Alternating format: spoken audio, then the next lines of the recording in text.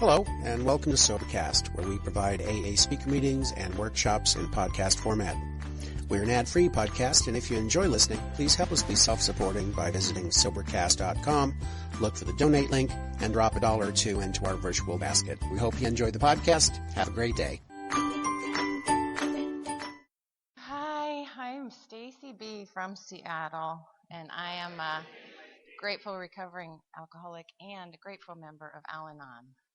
And as my sponsor likes to say, in good standing. Or actually, she doesn't mean that referring to me. She'll say, I'll ask her a question, and she'll say, what would a member in good standing do? So maybe she's not saying me, she's saying something.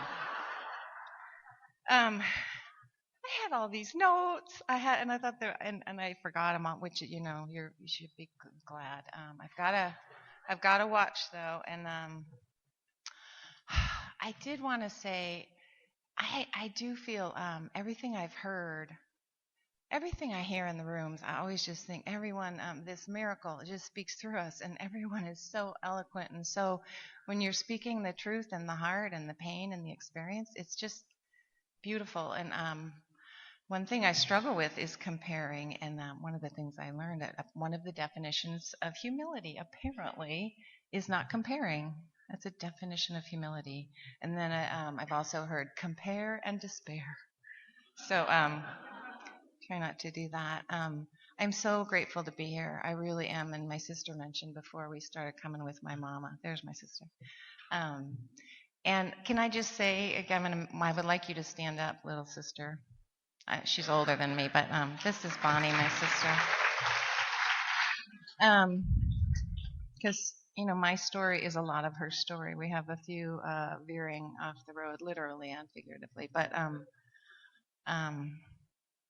she's one of my spiritual mentors, and so this is a lot of it's her too. And Jim and Barbara, thank you for asking me to speak and for being my friendies and my adopted mama. So I kind of want to start with my new problem and how I got back to Al-anon, and then my original problem. My new problem is when I got to the program for, the first thing that was going to kill me is that's what the advice I got. Well, I didn't get advice, let's face it. I was intervened on, but that comes later. What's going to kill you first? And the problem for me is that apparently you can't keep this, you can't survive, you can't be sober, you can't be sane, you can't do anything unless you can give it away. Like, is Santa here? No, Santa's not here. He went back to the North Pole, but there was this great story earlier about just, you got to give it away to keep it. Well, I didn't know this for a long time, but I was really depressed, and eventually I wanted to go back out with my other program, Alcoholics Anonymous, and if the key is sharing it with others and doing service, and you are not kind of a little bit touched with Al-anon, but like kind of fucked with Al-anon, like I am, you can't do that. I mean, you can try. I couldn't do it. And so, because my Al-anon role is I know everything. Like someone just said, do we need chairs? I'm like, no, we're good. I don't know. I just say stuff. Maybe we need 8 chairs. I don't know, but I say stuff, and I say it as if this is the law. So, and when you sponsor, you're supposed to, apparently you're also supposed to ask questions. I'm still working on that, but listen, ask questions. Oh, this is a good one. You're not supposed to buy anyone's drama. So anyway, you get the picture. I couldn't sponsor, I couldn't do the 12th step. And it says in there, when all else fails, help another. Well, I can help me another. I tell you, I'll dress you, I'll clothe you, I'll take you all around. And then I'll get overwhelmed and you can't reach me. I'll have 16 sponsors and I'm like queen of AA, and then, Stacy's having a bad year. We don't know what happened. It just doesn't work. So that's my recent problem of about 19 years ago. So what I think kind of got me there, Sissy and I, is Oh my God, I love my family. And also, I sometimes feel like I had so much fun with my family. And when I just want to just kind of with my heart, we all know people. I've met people in the program. I don't know how you tie your shoes.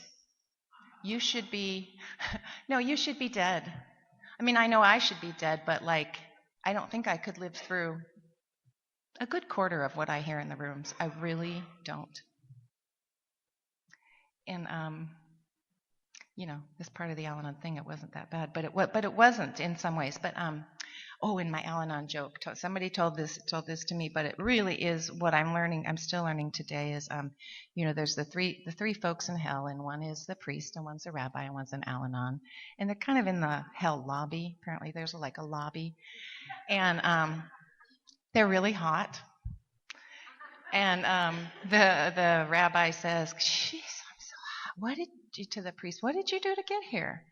And the priest is like, "Well, I had a little trouble with that, no dating thing. I had a little trouble with that. How'd you get here?" And the rabbi says, "Oh my gosh, I loves me a pork sandwich."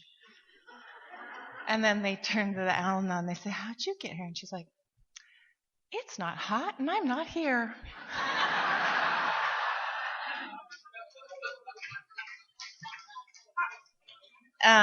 Not my joke. Some brighter, smarter. Everything I say usually comes from someone else, except this part. And that's part of the thing.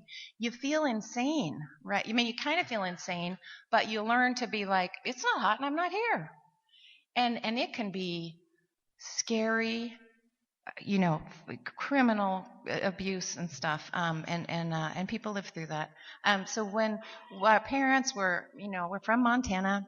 Our parents were perfect for each other, both alcoholics, and I was telling someone the other night when my mom started Al-Anon, I was 1, Bon was 2.5 or something, and she found out they're living in married student housing, and she gave up her schooling and her whole thing because she's she was almost 6 foot and brilliant and bossy but she gave all that. She's going to be the wife, and when he go to school, she finds out he hadn't been in school for like a year because he's drinking. And so she's like, I'm going to go to Al-Anon. So she went with her best girlfriend to Al-Anon in Missoula, Montana. And so she thought they got a sitter, the whole thing. This is it, because that's pretty bad. He's not in school. We're broke. I got 2 kids, and he's a bad one. They go to Al-Anon, which was fine. She and Mary Lou. And then they went out for drinks. And so as she tells it, she says, then we started going to more meetings a week because they got a sitter and go out for drinks after. So the Al-Anon didn't really last at that point. So then they're both drinking, and they got divorced and stuff when I was 1 and Bob was 2.5. We'd go back and forth, and so they like to get back together, though, to kind of, I think it was to stay in fighting shape, sort of. So they get back together. You kind of never knew if they were married or not. Everyone thought they were married, but I think it was my mom, amazing woman. We were on welfare, and we moved to Helena with Mom, Bonnie, and I. And she was a secretary, and I can't remember. I don't know why. She just thought this world is a mess, and I'm gonna run for the legislature. And so there we were on food stamps and walking around Helena with the dog and knocking on doors. And sure enough, she became a legislator. And the lights had never been turned out in the state capitol before. This was in 1972, and she was just like, "You're wasting electricity." And but the thing is, it's the farmers that are, usually it's the male farmers back in the day, and they're the legislators, and they have a farm and subsidies the rest of the year. My mom didn't have anything, so we're, again, just scraping by. And she got a gig working at a what do you call it? Fire lookout. And so we spent 2 summers on the fire lookout, just running around naked, eating berries, and we used to bathe in the cow trough. And then one day, this guy came to the mountain with a friend, and he was from California. And he said, "Barbara, I've heard you got this part-time thing." And they were smoking pot and singing Eagles and drinking boxed wine, as one does. And and he said, I got a way for you to make money, and you give me $3,000 a trip. You just pretend you're my wife, and we'll bring some pot across the border from Mexico. And at first she said no, but she said yes. So that she did that a few times, and then she wrote legislation for medical marijuana in 1972 in Montana, and her opponent had a poster made of her standing at a bus stop handing out marijuana lunches to little kids. So she didn't make it. She didn't win that year. So then we upped the other program. The family business became smuggling, and law smuggling,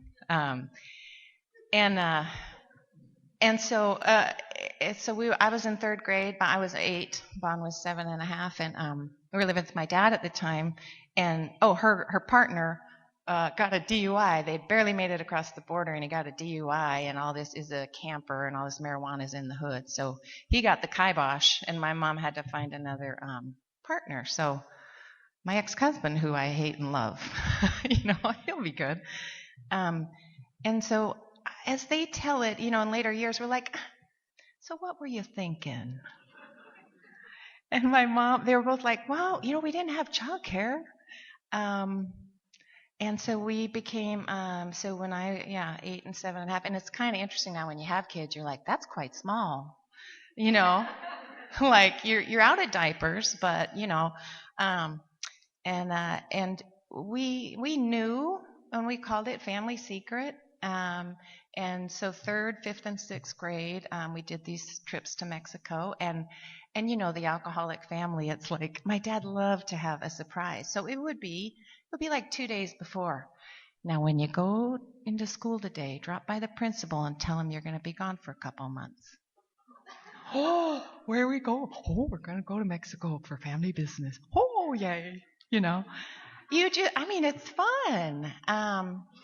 And bring a nice outfit because, you got your flip-flops and all your stuff. But there's this whole thing, which we knew, which, you feel, and this is the thing, when you're in that family, this is what you do. You don't go to, you know what, I'm going to go ask the neighbors. Do they do that? No, you don't go ask the neighbors. You don't ask anybody. And so, but they did tell us, because Mr. Wonderful, who was the kingpin, Jerry Wills, out of LA, he had a very practiced program, and so you had to go down. We'd fly to LA, get a camper from him, and drive to Oaxaca, or which was that was hot. We would be up on the little bed, just looking, and then they'd fill the camper at night and return it, and then we would know it was, you'd know it was in there, and Bonnie and I are back there kind of dying with the fumes, and then you'd stop at close to the border, Ensenada or something, and then wash the camper, and then throw dirt at it, which was confusing. So we asked her why. We had to wash the wheels and stuff, and then he'd go around throwing dirt at it. And we're like, because you can't have the red sand from further down south. And Mom was scraping the sticker off because you can't have that you were there that long. You just went down. Then Jerry, Mr. Wonderful, would drive down in Cadillac or whatever and give us Twinkies, the daily paper from the day before from San Diego, and we dress up all cute, not like we had been in Mexico for a while.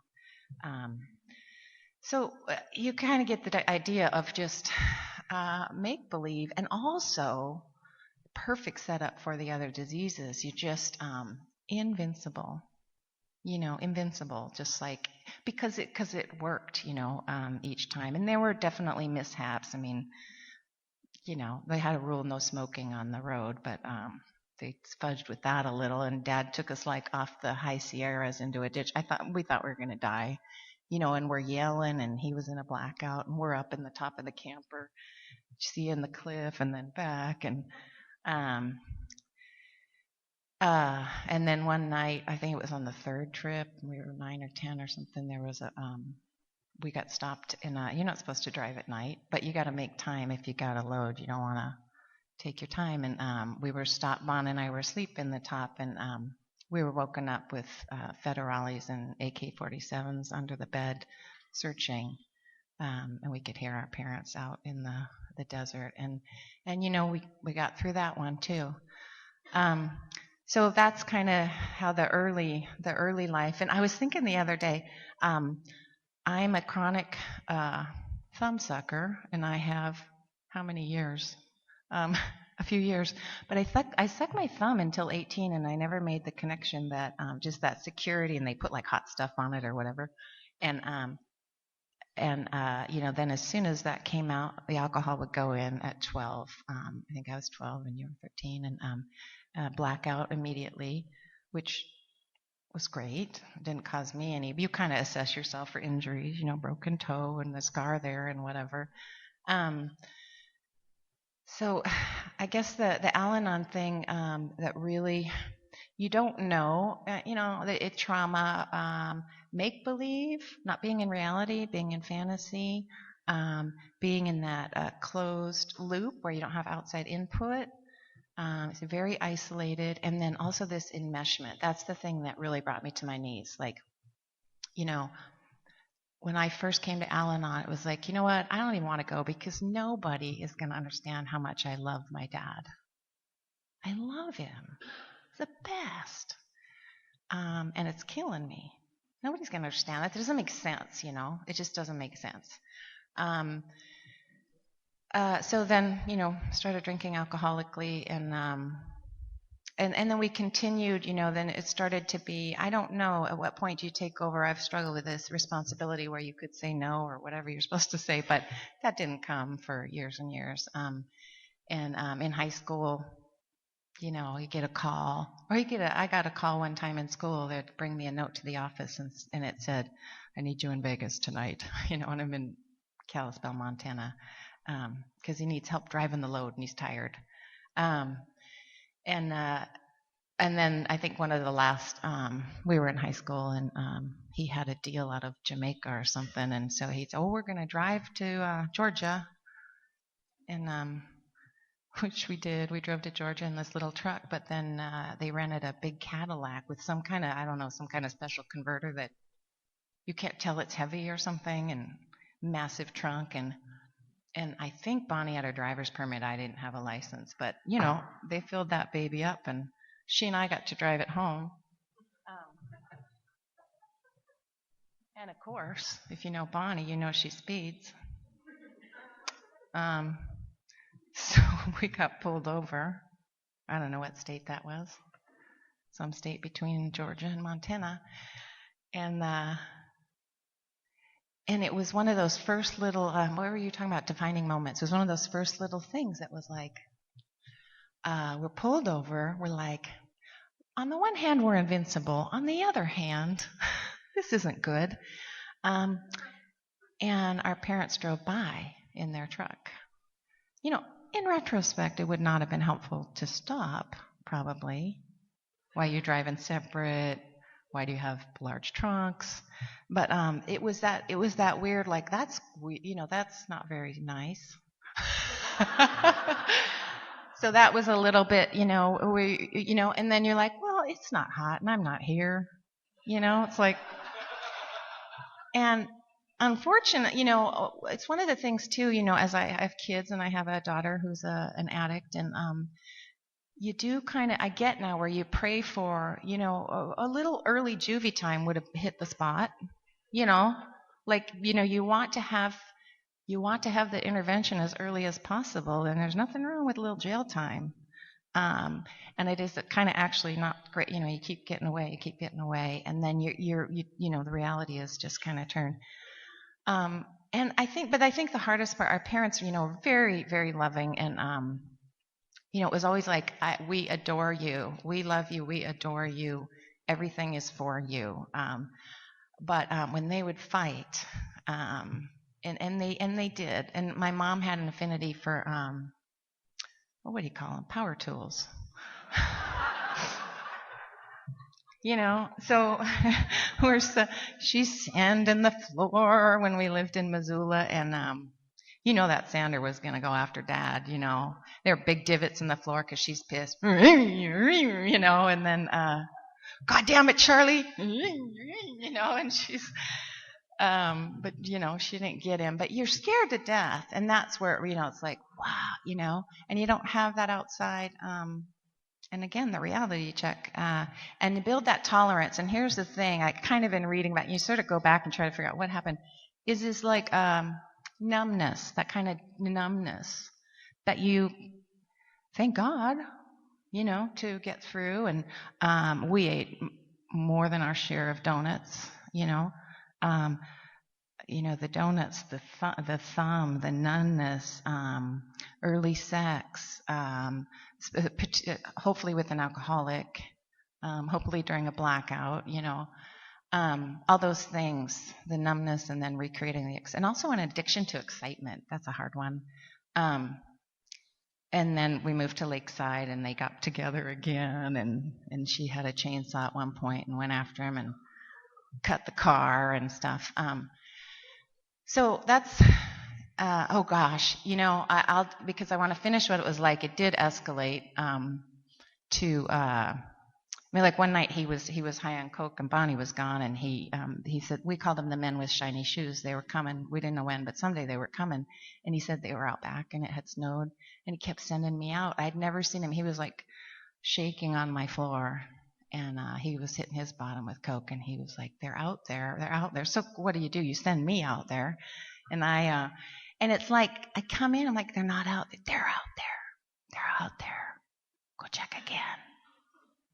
Oh, okay, go out again. They're not, and it was that excitement and the love too of, but then it became, in the end, we were really worried. I can't remember. I went to school. She left me and went to school. I do want to say the first time my parents lived, it's all her fault. You still have my shirt on too. The first time we separated, my mom said, it was the first time we separated. So I always had my sister. And she said, one of you coming with me for some reason the last time she moved out. And I said, okay. I kind of did the hero thing. Missy over here, she'd go under her bed and read Anne of Green Gables. But, both equally painful. And so I said, I'll go. And that's when next thing I knew, I ate a box of donuts, went out in the woods and threw up. I don't want to gross anyone out, but it's like now I see, well, you took my sister. She was my higher power, So we went to, I guess where this, the smuggling went to is that it got really big, and they were doing shipments out of Thailand and all this stuff. And I got this little scholarship to go to Oxford to study, of course, comparative law. And so we didn't have the money, and so my dad calls Mr. Wonderful and says, "Will you just take about $300,000 in your dress, and I'll pay for the comparative law." Oh, good. Okay, that works. And so Bonnie, we learned how to fill up our jumpsuit. It was really uncomfortable having these guys put all this money in our jumpsuit and our dresses, and $250,000, $300,000. And Bonnie went first and went to Amsterdam to wait for me, and I went a couple days later, and Jerry, Mr. Wonderful, said, and it's not illegal, you can take money, And then he says, "But here's my attorney's card." I'm like, okay, and people will say, like, well, how did you not know? Because we were like 19 or something then. Well, because it's not hot and I'm not here. It's like, he says it's okay. My dad says it's okay. I'm just going to further my education.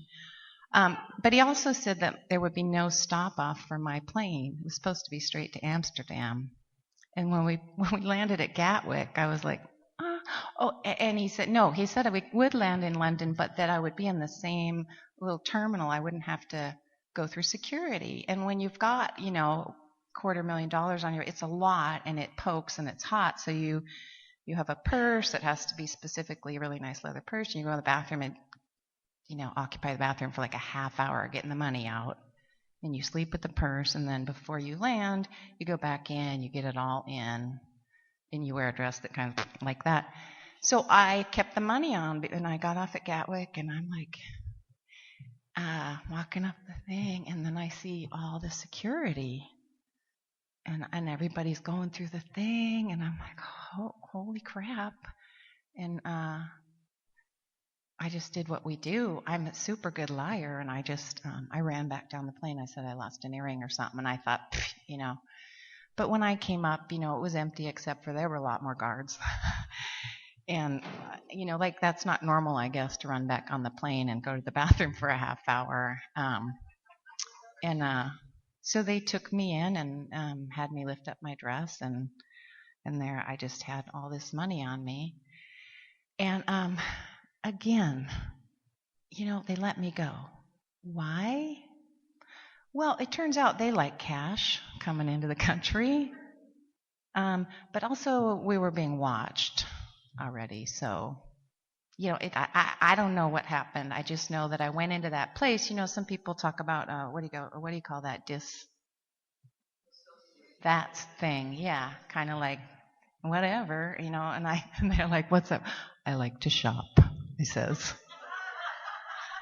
And I got to Bonnie, and, the person taking the money from us was this, fugitive, and he was hitting on Bonnie, and he was about 89, and then she went and dropped me off at Oxford, and I drank my ass off. I puked my guts out. We took a tour one day to Cambridge on a bus, and I didn't get back on. Everyone else did. I slept in a box in a doorway. And that's that thing about, I hate myself. I am bad to the core. I am bad. I'm pretending it's okay, but at that point, long before I knew I was bad, we were just bad people. But you love your family.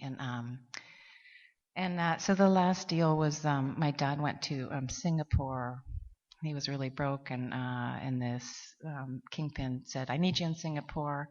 And he was gone for 3 or 4 months, I think 4 months. And we were ski instructors too. We were in Jackson Hole skiing because, you don't care if you die. So we were good skiers. So we got a call in the middle of the night one night, and he said, it's going to be okay. And he had no money to come home. And we were really sad and worried. It's going to be okay. Jerry says you can come see me. I can't come see you. So again, we did the whole money thing, and at that point, I was like 210 or something. I was super gray and bloated. My eyes were dead. Bon didn't look so hot either. I won't go into it.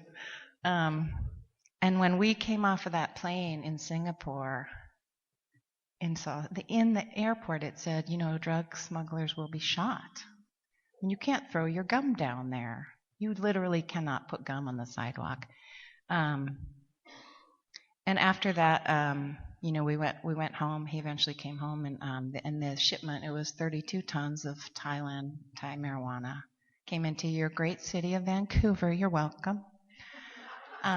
It got busted, so don't hate us. But I wanted to die. We wanted to die, and I got to go faster. So our cousin was left a treatment center in San Francisco and tried to kill himself several times. And they called me, my family called and said, come down, we're going to help rescue Brett. And I thought, great, because I got my shit together, even though I want to die. And we told them to go back to treatment. And so we're all in the hotel, my dad, my sister, and I. And then they turn around, and I'm getting ready for bed. And I'm like, what are you looking at? And then they did an intervention on me. Fuckers. And the thing about addiction is I don't think you could be more enmeshed. Like, I would almost, I would do anything for my sister and my mom and my dad. But in that moment, I thought, fine, you're dead to me. I just went to bed, and I was like, don't ever talk to me again. My flight's at such and such a time. And I just got it, and I was like, you're dead to me, because that's how you choose. So I did get sober, and by the grace of God, and and I went to OA like I told you before. But after how many years in the room? I think it was about 12 years. And what I do is I love people. I mean, real. I just want to eat people up. And sometimes there's one gal in my AA group. You guys know who she is. And one day she goes, "Could you please not touch me?" And I said, "Do I touch you?" And she goes, "All the time." Because and also I don't have boundaries, but I just, but I don't know from loving you until it kills me. Okay, thank you, honey. To taking care of myself, and one of the things in Al-anon is I will give myself away to you if you will give yourself away to me. Deal? To the depths of hell, so taking care of myself, and then you hate yourself, but you're supposed to take care of yourself, and then you're supposed to sponsor to, to reconnect with your miracle. And like I said before, I would sponsor and, and then we attract people. And I don't know how to say no. I didn't know you could have a certain number of sponsees. I just didn't, and then I would, often for me, I would relapse with my eating disorder. And also, P.S., I had not done my amends. And this guy took me to lunch one day and he said, "What's the deal with your amends?" And that was the same time, year 12. And so, I got a sponsor that was, for me, I was lucky. She was AA and Al-anon. And I have no trouble I'll tell this lady at 7-Eleven, yeah, I'm a felon and and the people are behind me like, "Can you hurry up, lady?" I don't mind all that, but I would never, it's all about the ninth step for me. 4 through 8, 4 through 8, 4 through 8. The ninth step. I mean, that's when I felt like I changed. And thank God she was sent to me. She took me through the big book in Al-anon, very kind of old school. This is exactly how you do it. And she had all these rules. Don't buy into their drama. My first sponsee was on house arrest. She was 8 months pregnant and she needed the book. And I'm like, "Can I buy it?" "No, you can't buy her the book. She'll figure out a way to get it." I mean, she, and lo and behold, she figured out how to get it.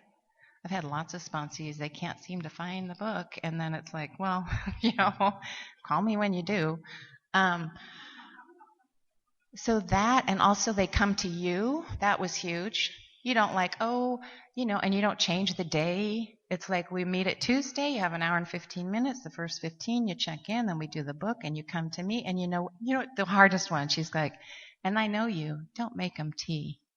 I'm like, "What do you mean don't make them tea? It could be the dead of winter. Don't make them tea. If they need a drink, bring it themselves." I mean, this to me is like, I just, it was really, but what it did is it freed me up to, I could sponsor, I had the boundaries, I sponsored 2 people, and sometimes people will start to think, "Oh, you have my answer." This one girl's like, "I love your car, your husband's cute, I need you to sponsor me."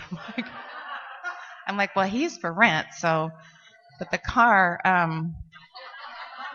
but like, it's the same answer. It's not the person. And she taught me it takes a couple years and then they're like friends for life, like my little lovies. Lisa's not my sponsee, but, people, they become your sisters, and you need to be able to take them all the way through and do the deal. And that takes boundaries. And then I feel better. And then, it goes back and forth. And then they sponsor. You guys know this, but I didn't know it because, again, I only know how to, one of the things I was taught, I know how to neglect myself and I know how to indulge myself, but I do not know how to take care of myself. It's in here. And so I'm not perfect by any stretch, but I don't think I go as far here or here. And when I neglect myself, first I want, a sheet cake and, and that's great. I'm glad I have all these diseases because they're like, "What the hell, Stacy? What's going on?" "Oh, well, I'll call Barbara and she'll say, well, how many meetings you've been to? Do you need a nap?" Self-care. I can't be going out left and right. I also can't have a million friends. my friend Danny taught me, be careful who you bring into your shell. I mean, like, we're sick people. I'm really sick. I shouldn't be here. Lots of things with my body don't work. But I'm healthy and sober and all that today. But I will die if I do some of these things, especially drink. But if I don't practice my Al-anon program, I will have trouble with every relationship, and then I will get depressed, and then I will pick up, and that, you know how it goes. So it turns out I need what we call extreme self-care, and it's okay and it's good, and then people see us do that.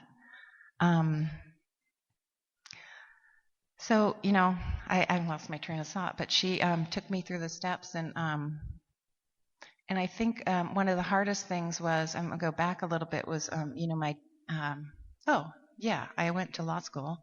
So I got sober 1987, July 18th, and which was about 2 months after Singapore.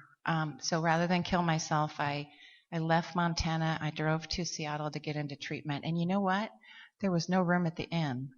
And they were supposed to take me in, and then there weren't enough people or something, so they didn't have it. And that was a miracle, because people always rescued me, and one of them being my sister. And for me, at that moment, it was good that there wasn't treatment, because I had to do it. And I really remember thinking, well, damn, I wanted it to be this thing where they all helped me. But it was just me. I could pick up, I could do the thing, or I could go to a meeting, which is you really got to do the thing if you're going to a meeting. Nobody cares if you come back. I mean, they do care, but it's like you've got to, you know, we're powerless, but we're not helpless. And so I had that grace and started going to meetings. But meanwhile, this ship had landed in Vancouver, about 2 hours north. And so our parents were still doing the smuggling and, you know, finishing it up or whatever. I don't know what you call it. But this shipment got busted, finally, this 32-ton shipment. And the kingpin and this other guy were caught with, you know, $3 million in cash. That was in '87. And then the Royal Mounted Canadian Police granted bail, so you can guess what they did. But then we thought, you know, all my life, though, we have been waiting for the men with shiny shoes. But that's fine. You know, if your parents didn't smuggle or whatever, and you had, you know, you're still kind of waiting for the men with shiny shoes. You know, like you know you're in trouble all the time. Like you're bad. You just know that. That's how I wake up bad. I used to. But I, you know, got sober doing the deal, and had a couple of years, and I'd always wanted to be an attorney.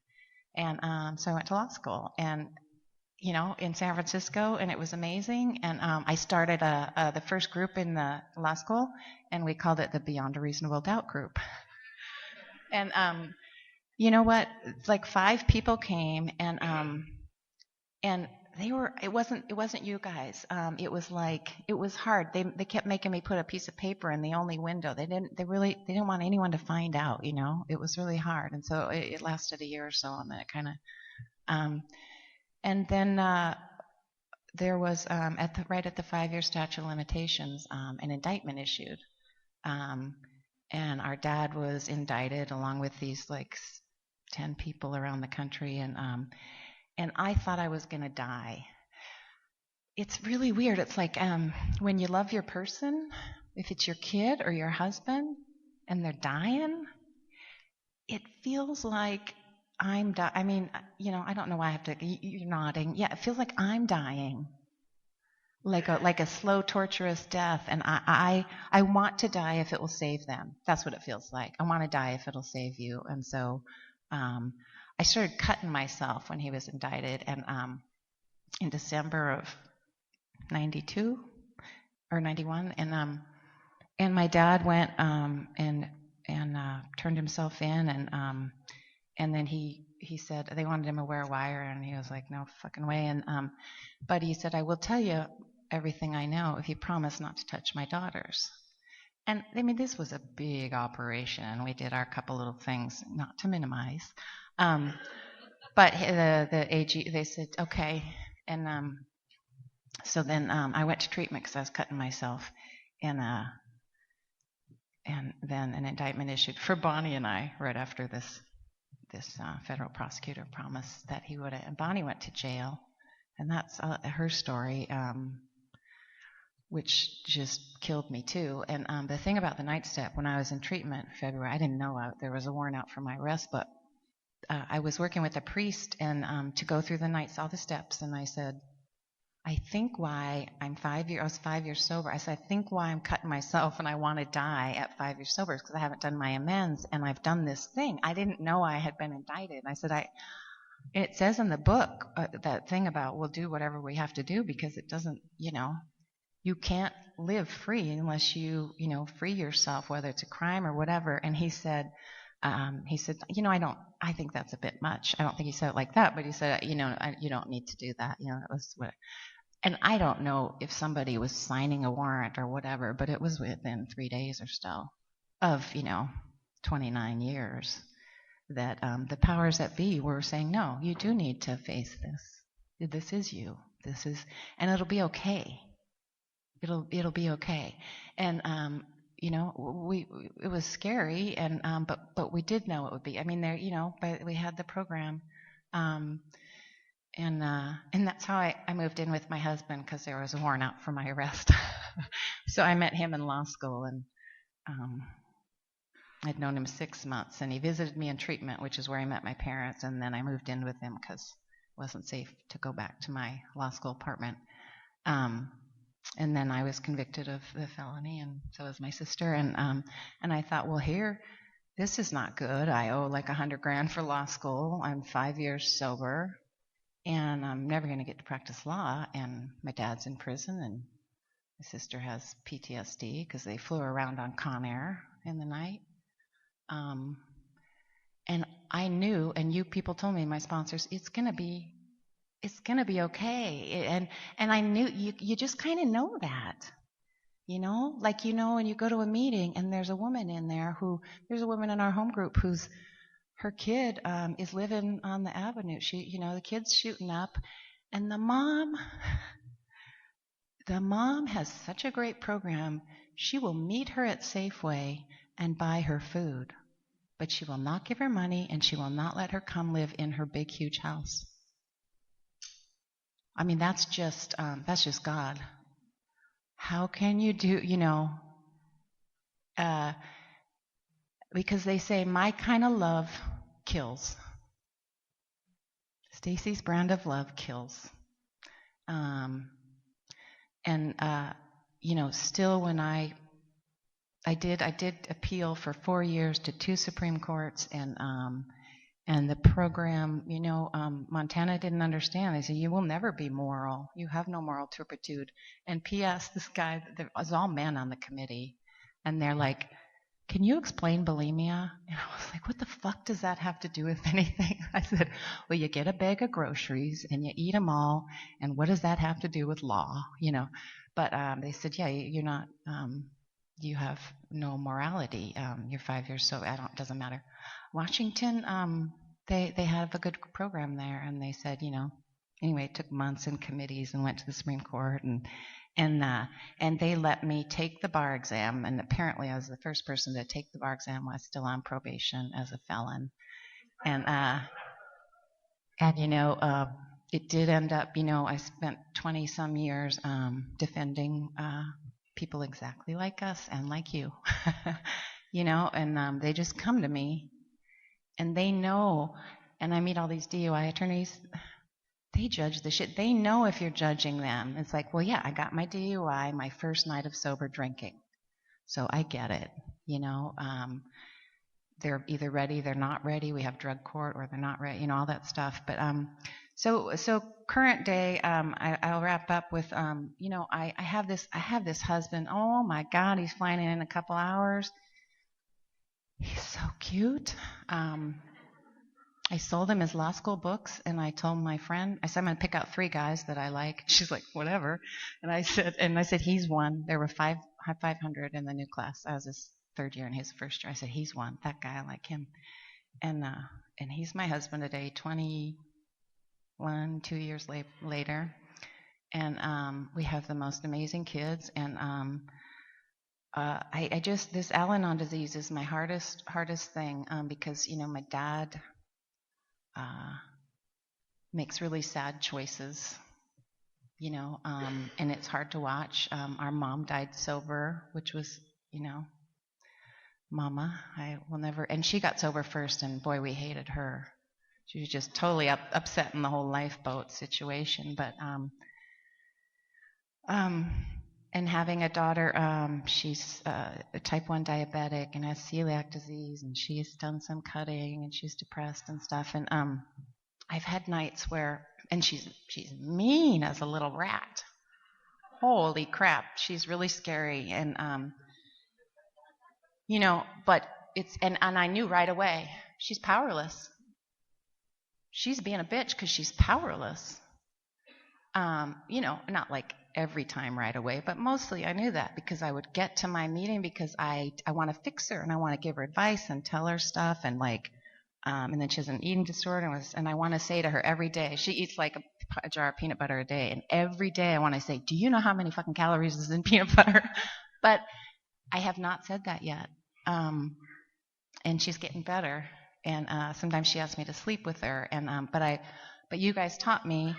When I thought she was I thought, she wanted to kill herself, and she's cutting and she's put holes in the wall and stuff. And I knew right away. She was like this big, and my son is like a normie, and she was sweeping. I didn't ask her to. And in the kitchen, I swear to God, I turned around, and she had lifted the rug up, and she put it under there. I mean, she could barely hold a broom. If that's not genetic, I don't know. Swear to God, my son wouldn't even know how to lie. He's like his dad. So, but I'd get on my knees on the stairs. We have a stairway. I'm scared of her. I have what they call pre-TSD, which is I'm scared of her. That's the walking on eggshells. It's pre-TSD. I know you're gonna, but you tell me I'm supposed to have a boundary to save her.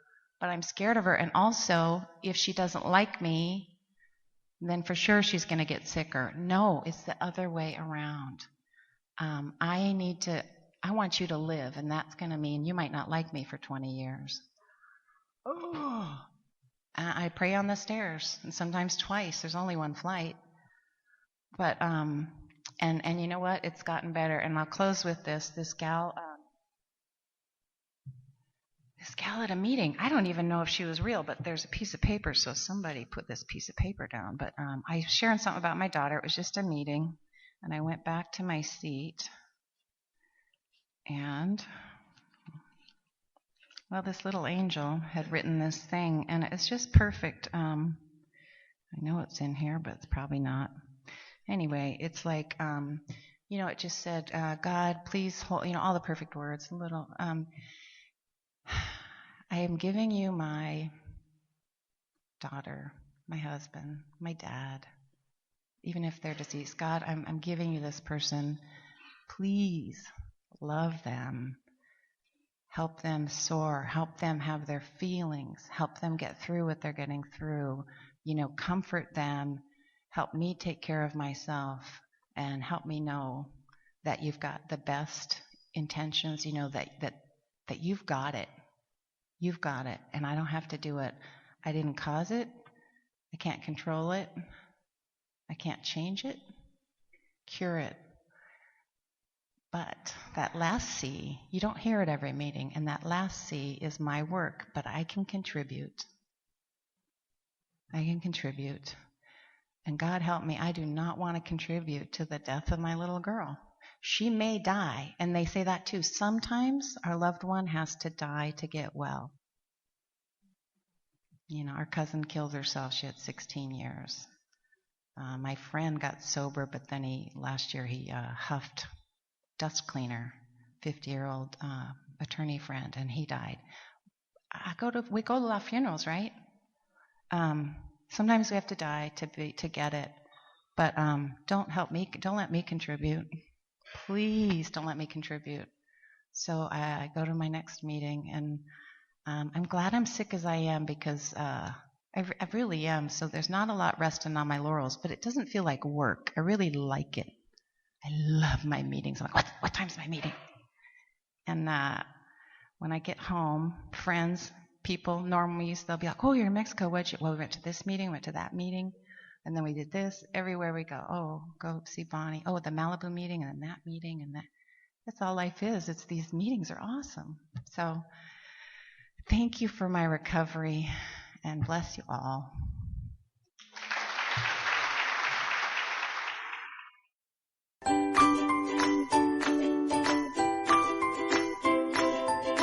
Thanks for listening. I hope you enjoyed the podcast. Sobercast is ad-free, and we'd like your help in order to keep it that way.